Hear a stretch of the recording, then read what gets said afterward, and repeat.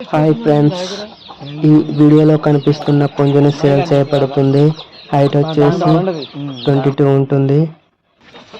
Wait వచ్చేసి 3 kgs ఉంటుంది. కావాల్సిన వాళ్ళు ఈ కింద కనిపిస్తున్న నెంబర్కి మెసేజ్ చేయండి.